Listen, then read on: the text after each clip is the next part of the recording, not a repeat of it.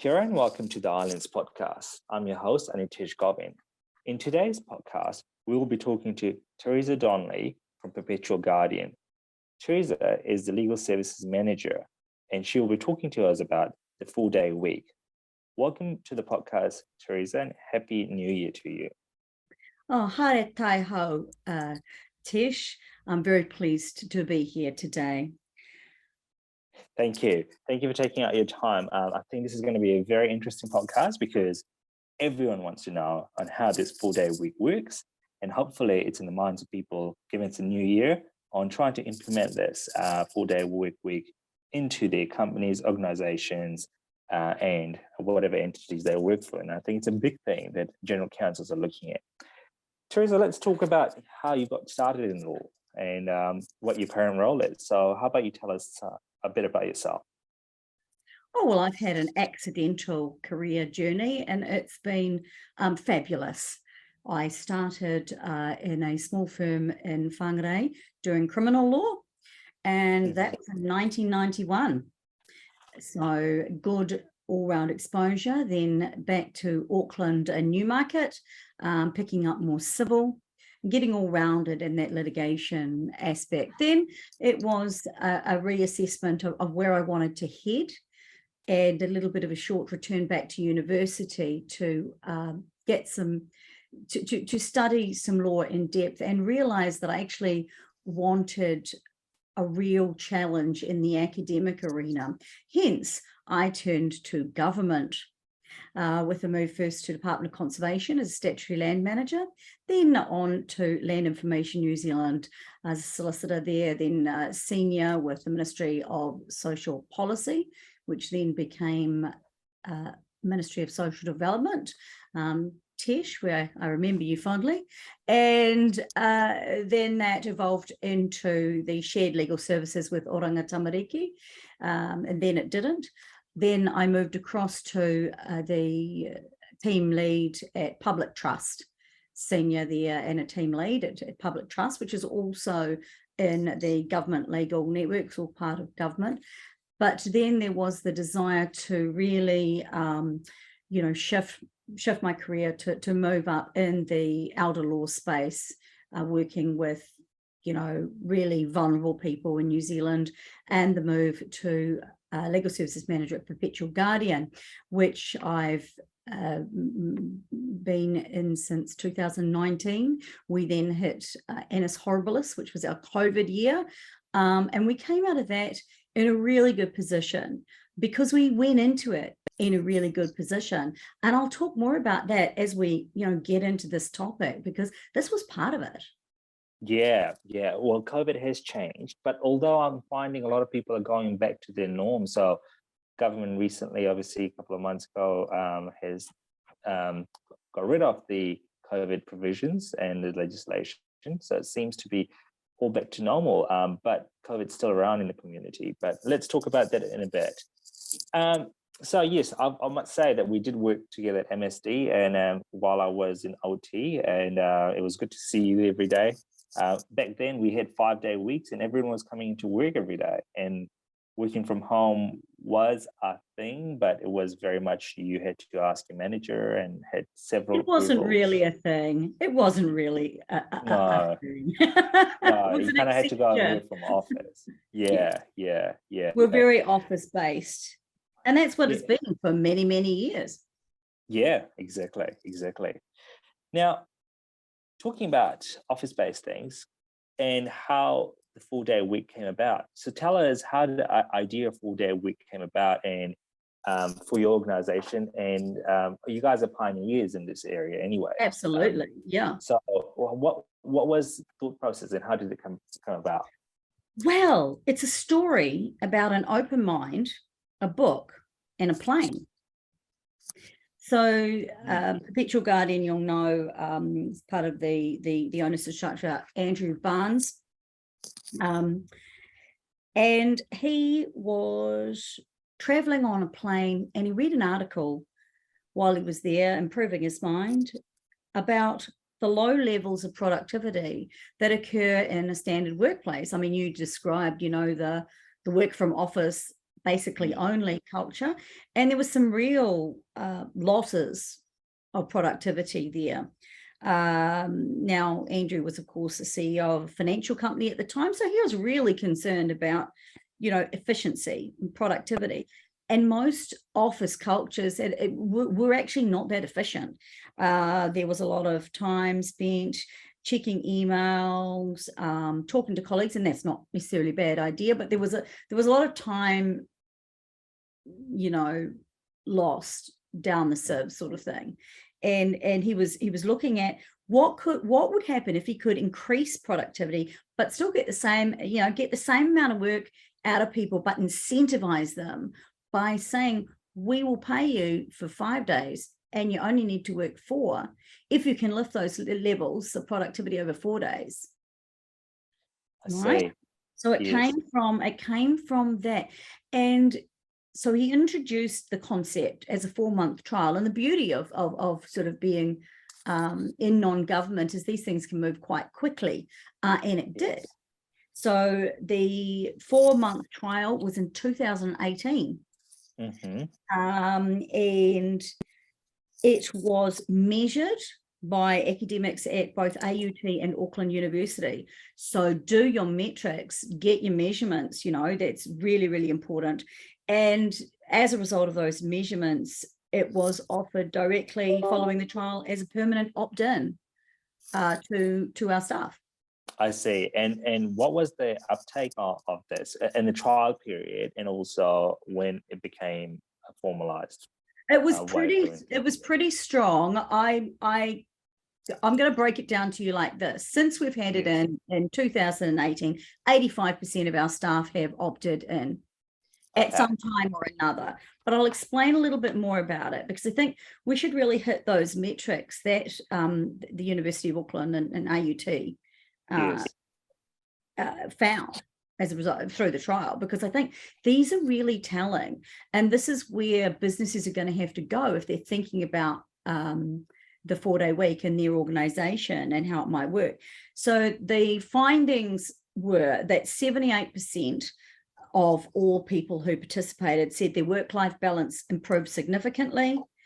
Really importantly, in terms of, OSH, all of that sort of stuff, 38% said that their stress level reduced.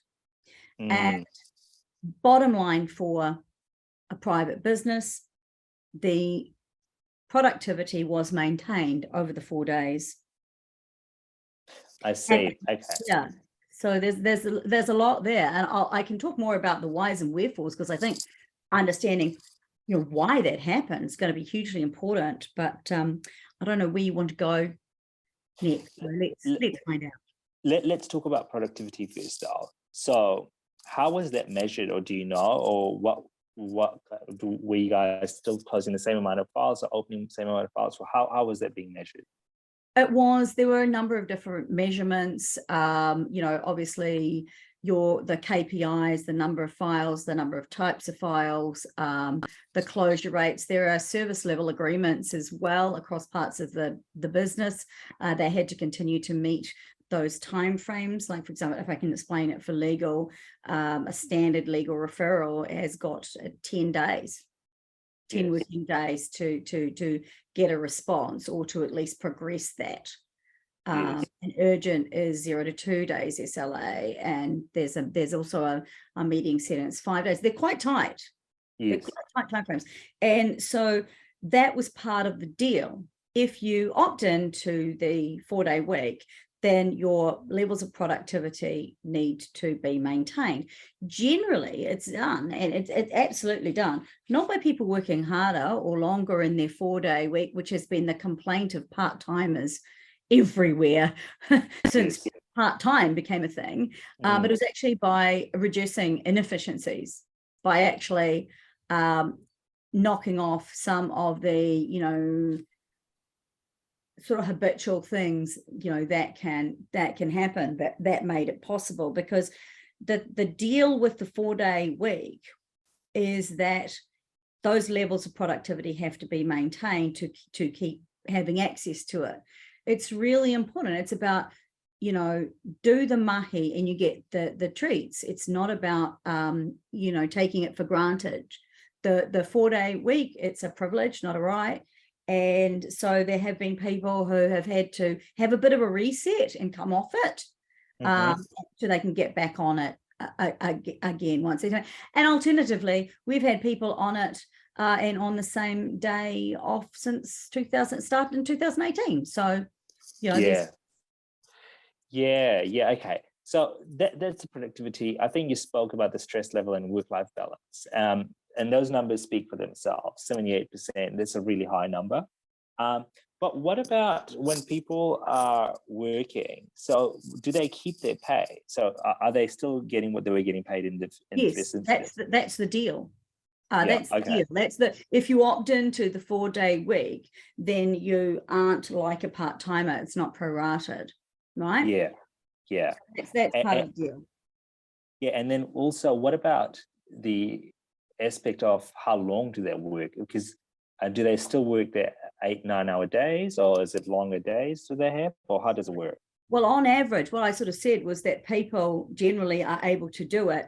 They do it by being more efficient, and they find ways within their teams to be more efficient. And they're constantly saying, hey, look, we've got this new idea. We've got this system and process, and it's got a lot of doubling up in it. We want to cut down on that because we want to be productive and keep our 4-day week. So they within their teams. This is a whole thing is driven from bottom up. Right, the concepts come from the top, but then the rest of it is about the team and the team's ideas and what the teams are going to do.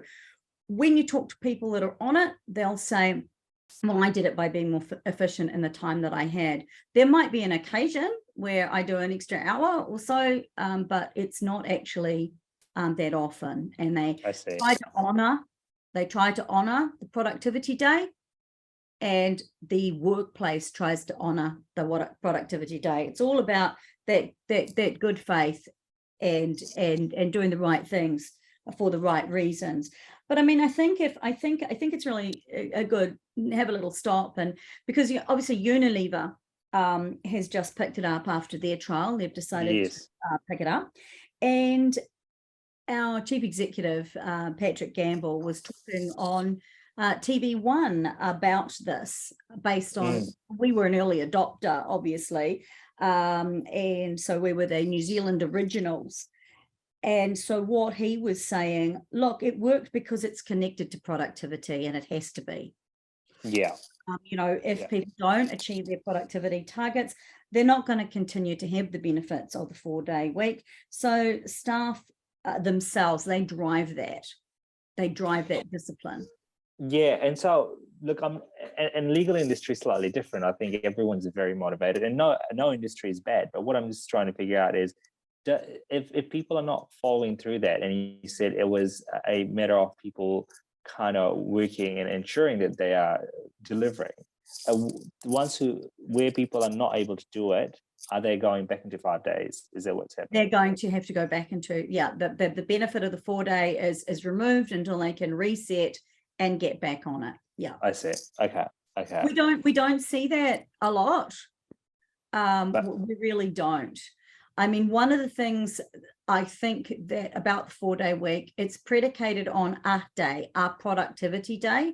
So I know that this conversation is about the 4-day week, but I actually am going to go off the reservation and suggest it be, renamed, because we really need to talk about the evolution of the 4-day week and what Perpetual's found and what Perpetual's doing now, because that's going to be important. And I know that we'll get to that later in the conversation, but I think that's really some great learnings. So, for example, some people were like, okay, so I picked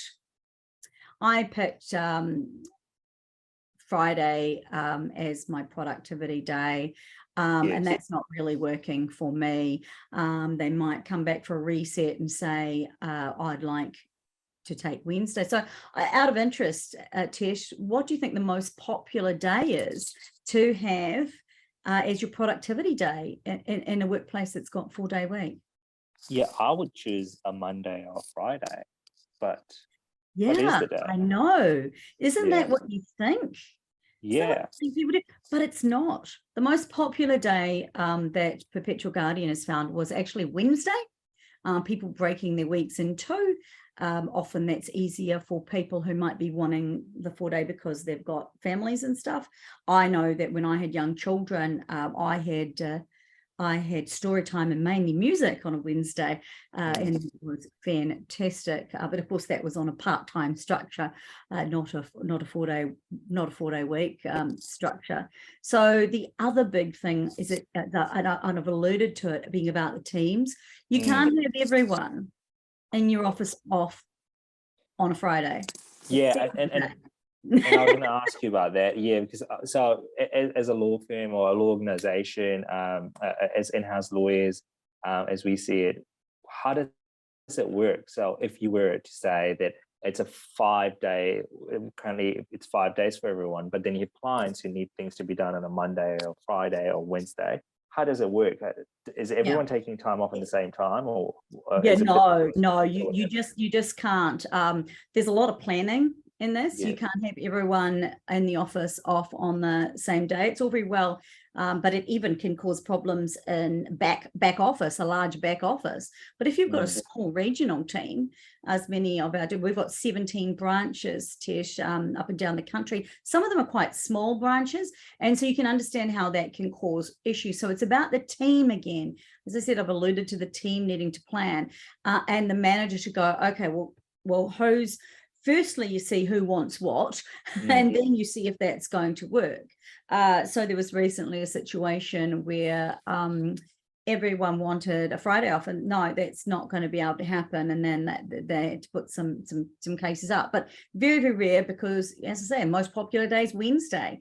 So it's all about the team, and then it becomes, managing the client and the client having a 5-day week, as it were, and 5-day week needs.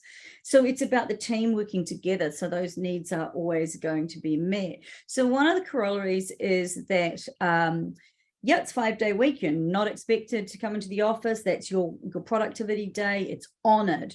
But you should keep your phone on. Okay, in case of emergency. It's in case of emergency. Now, everyone uses their messaging to say, these are the days that I work, da. But the phone on is for your team to be able to contact you. So it's accessible to teams rather than to clients. So the team can say, hey, look, something's just rocked up with your client. And no one minds that on their productivity day when there's the off chance. So it's working closer with your teams. It's briefing your teams. Oh, hey, this is going to happen on my productivity day. How can this be managed? Can you do this while signing with this client? Yeah, sure, no problem. Yeah, it's about the team. Yeah, because I think you got to have good systems and processes in place because to make it effective. So maybe file noting everything, which we do in the legal industry, but file noting, emailing, and ensuring your out of office is out.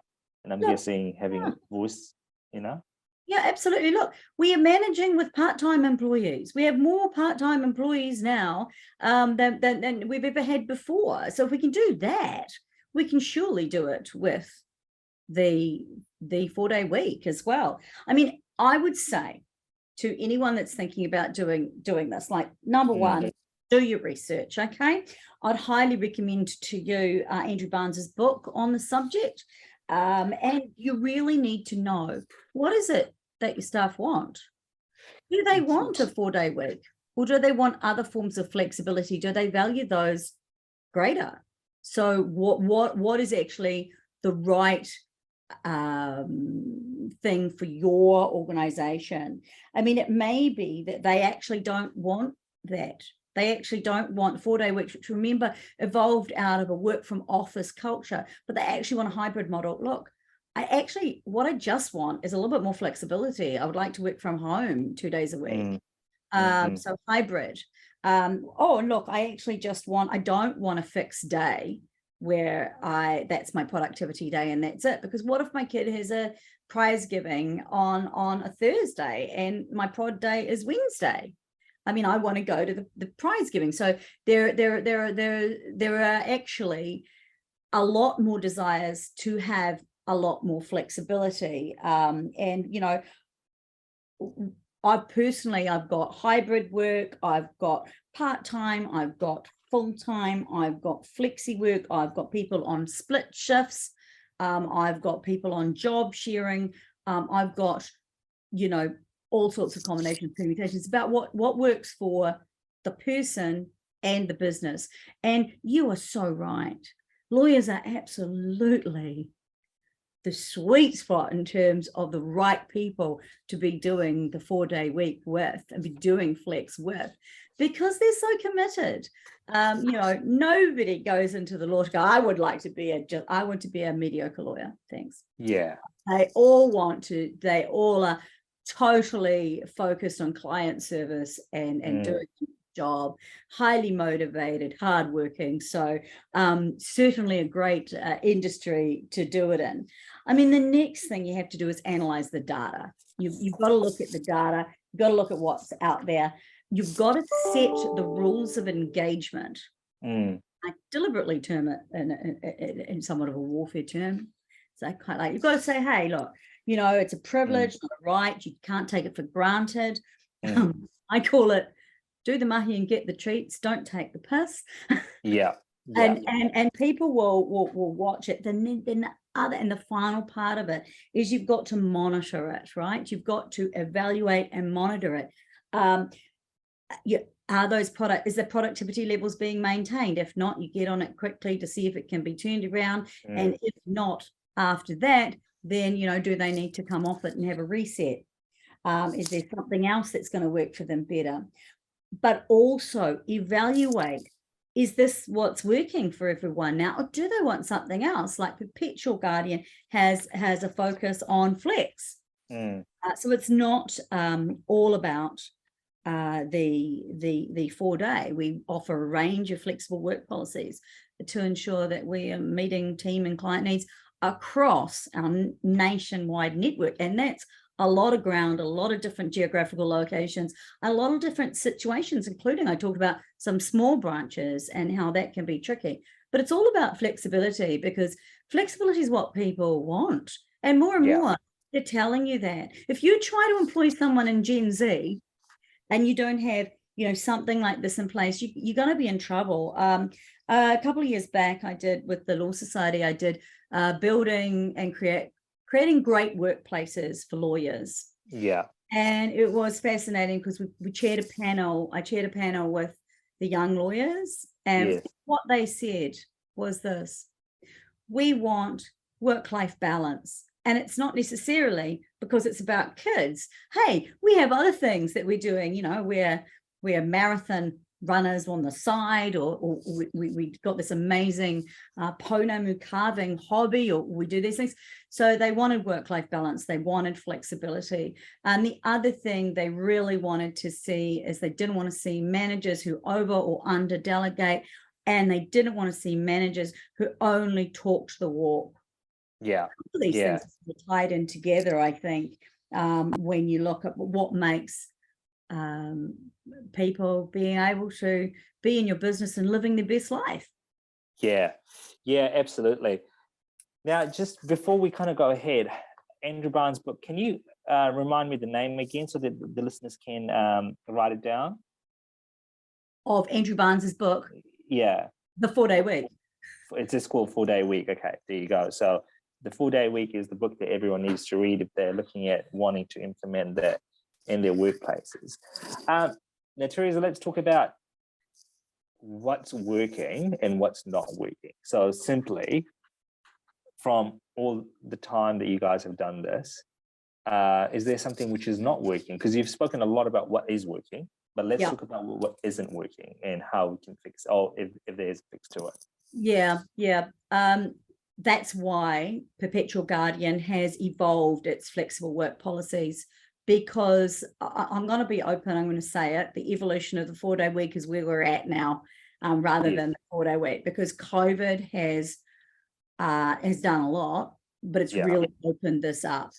People are ready for different ways of working, and if you try to pull an Elon Musk on them, you're going to have a problem. Yeah. It's not going to work. So what's not going to work about the 4-day week going forward is if it's in isolation of any other flexible working policies. Because if you have someone who comes and he says, look, this fixed day isn't really working, you can look at having a day swap with someone else. But it may be that for that person, the answer is actually, I live in Clevedon and the office is in Queen Street. And what I'd really, really, really like is not to have to come into the office office for my 4 days, because I can't stand an hour and a half in traffic. And if that's the case, then they might actually be better coming off the 4-day week and going on to the hybrid, because we get reports back that people on hybrid are really enjoying that, and they're loving the flex. I mean, nowadays you're finding that businesses aren't having Friday night drinks because that's not the day when most people are all together anymore. So they're doing other things like yeah, we still haven't resorted to day drinking, so that's a good thing. but Thursday night drinks is on the cards. So, you know, there's all sorts of things to do it. So the important thing is it can't be the answer alone. So that would be the what's not working, is where someone, and the other thing that can be when you get a change in the ebb and flow of work, because you've got a wave, you've got a tsunami. And you get a situation where people go, look, it's not fair. I guess you can have team players, It though, right? Friday. It's not fair. Yeah. And if you have if you have a good team, if everyone's a team player, then everyone's going to do their bit. Yeah, and people will go, okay, look, that's cool. I know I've had Friday for 3 years. Yeah. How about we do it some other way? Does someone else really want the Friday? And so on and so forth. So sometimes people can get stuck, and that stuck can become their normal, and then they're sort of like starting to treat it as if it's a right rather than a privilege. So those are the things to look out for, and to again monitor and be across. So that would be my challenge for people going ahead with the 4-day week is the design is for a specific fixed day. One of the responses to that could be actually we rotate the days. Yeah. So on this week you have a Wednesday. It doesn't work so well from a client perspective if there's a movable feast. So you can see why it's built around a fixed day for a particular person. But there's ways to respond to that. And it'll be different for each organization, though. It'll come down to that, wouldn't it? Because a smaller organization might have different times. And if you have only 5, for example, you guys probably have thousands of clients, but some people might only have 5 big clients, and they could probably talk to them about that compared to an organization like you. Absolutely. And as I said, we've got some small offices that only have 3 or 4 people in them. Yeah. That's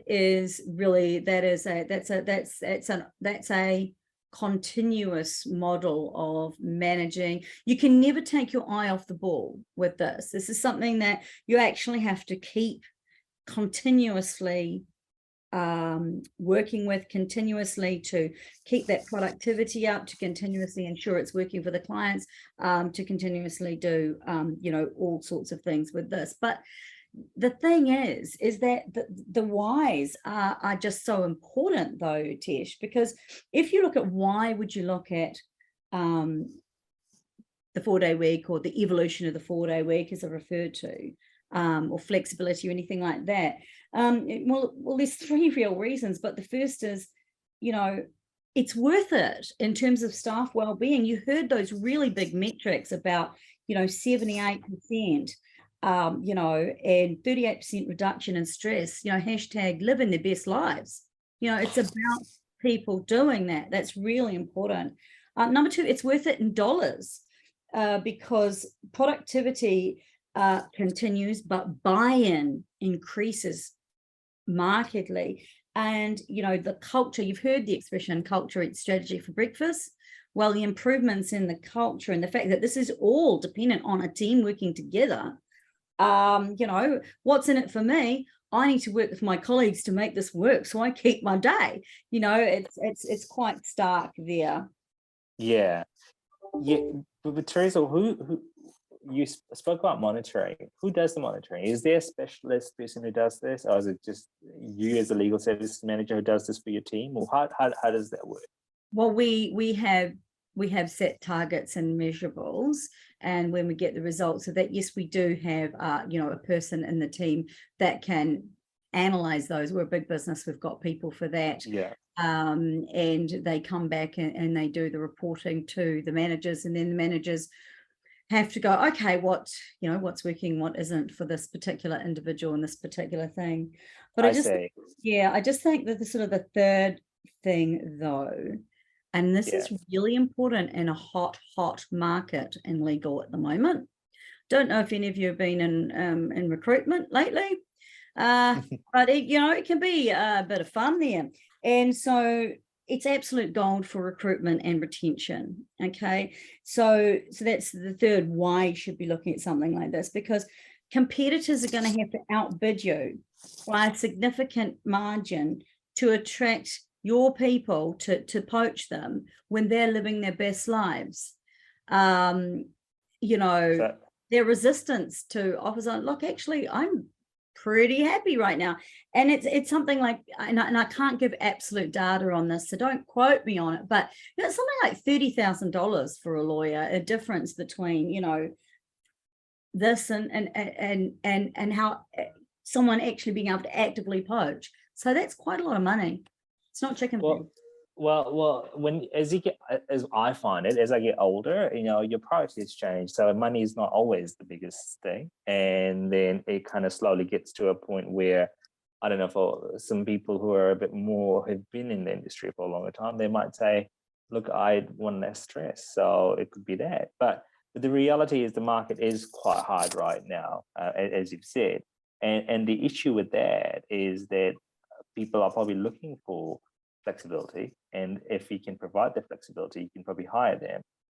They're going to look to you. Are you going to set up a situation where you can attract and retain the best people, because that is what they're looking for. I talked about Gen Z, and at the top of their list was work-life balance. And those are the lawyers that are coming out now on the ground floor. Now look, it's not just them. I've had this work really, really well with people who are at the end of their career and who actually want to spend a bit of extra time on doing some fishing on their boat. Yeah, it's about living their best lives, because we all work to live. Well, summer's here, so you know how it is. Everyone wants to go fishing, and Wednesdays could be a good day for fishing. And not all the other boats out there. It's cracker, I hear. Now I've got 3 more questions, and I don't want to take too much more of your time, but let's just quickly talk about law firms and in-house teams who are time recording and who are doing KPIs. Is their KPI is time recording? Any advice for them, what they should be doing? Well, I think if they've got those really, really highly leveraged, time recording systems, and, it's X times your salary, as your budget, they're going to have to do some really hard thinking about how those numbers are actually going to work. Yeah. Because I think that you're going to end up in a different situation, different form of stress issues if you don't move those or look really carefully at those.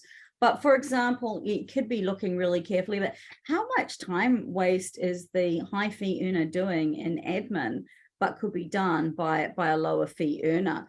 By analyzing those teams and looking at what's really going on, some changes can be made to make it make sense. Just so you know, we're also, we have billing. We're on units, we have internal billing, we have internal billing targets. Everyone has an individualized billing target. We've got a big elephant to eat across the year, and we do it bite by bite. But that doesn't mean we can't do this. We've just got to be really clever about it. And our individualized billing targets aren't as great as an external law firms. To be fair, they're not. Those are the numbers that work for us, for our people, and also our board in meeting the budgets though. So we have had a look at that and all of it. Now, as I say, the strongest response from our team and what they wanted the most is hybrid work. And that may be a feature of where a large portion of the team are located in major cities.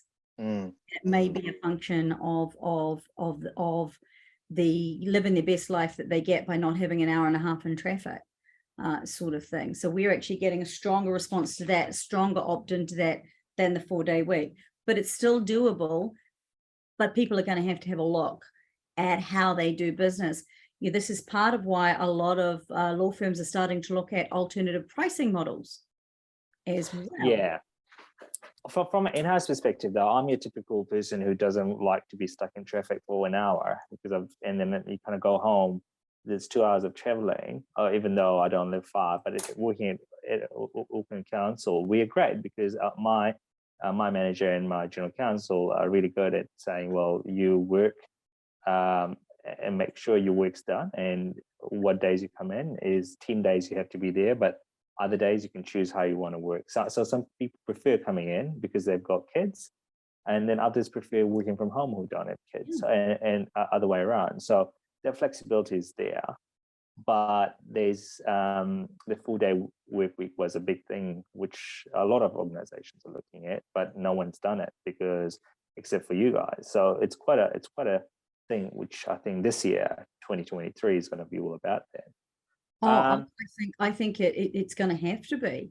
It's certainly to be about that, because people, post-COVID, you've already had people able to do this. They know what can be done, and they're not going to be prepared to go back. And as an employee as well, myself, I'm not going to be prepared to go back either. So we can only go forward. Yeah. Now, last question I have is, what advice do you have for legal teams wanting to implement 4-day week, or should I say the evolution of 4-day week, as you would describe it? Like, what should they be doing and looking at, or any advice?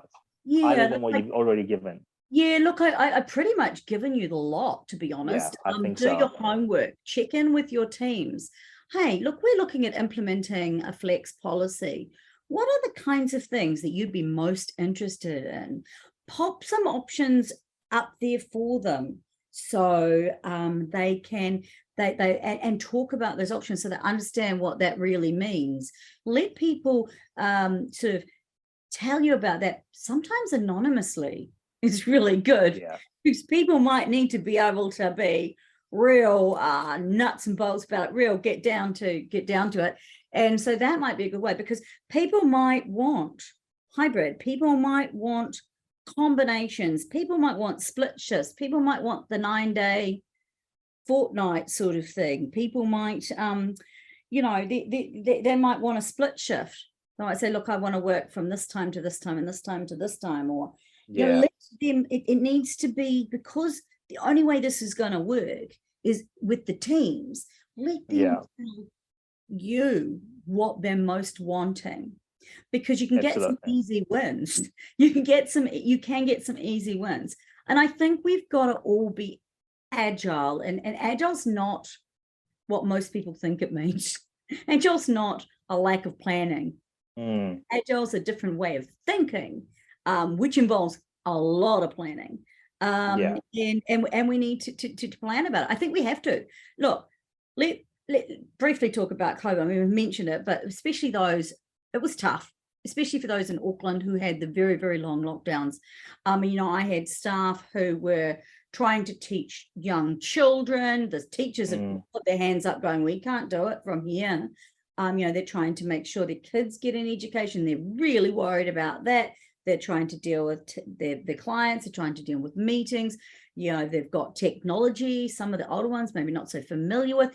It is going down, right? Yeah. And so because we already had the 4-day week in place, we already had sort of things, we had people kind of set up for remote. So on the 11th of March in that COVID year, I said to everyone, look, you need to be 100% sure that your systems, your hardware, your software, that everything goes. So when we had that announcement on the 24th, Jacinda made that announcement, I can still remember the visceral feeling of it. Yes. I said to everyone, right, go home, sort out yourselves, sort out your life, make sure you've got your scripts, make sure you've got your groceries, do what you need to do. We'll regroup tomorrow.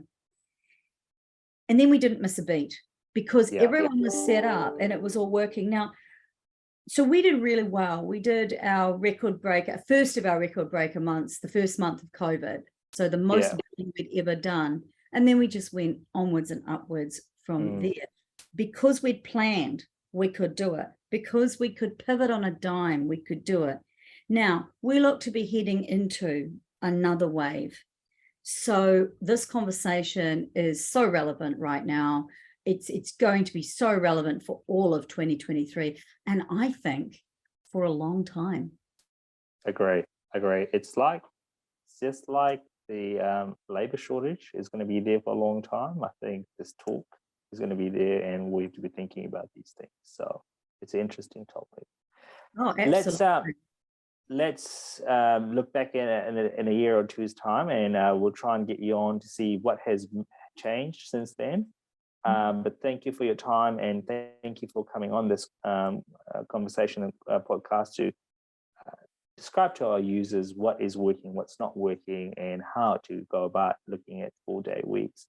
Appreciate your time, Theresa. And as you say, hashtag living their best life. That's what we need to be looking at. Oh, absolutely. Look, I really appreciate being able to come and talk about this because creating great workplaces for lawyers is actually one of my passions. It's really important because it is actually always all about the people. That's where you get your innovation from. Yeah. That's where you get your crazy great stuff. And you know me, I'm all about the crazy great stuff. And I would really just encourage people to be thinking about these things. Don't be afraid. It can be done in a legal environment.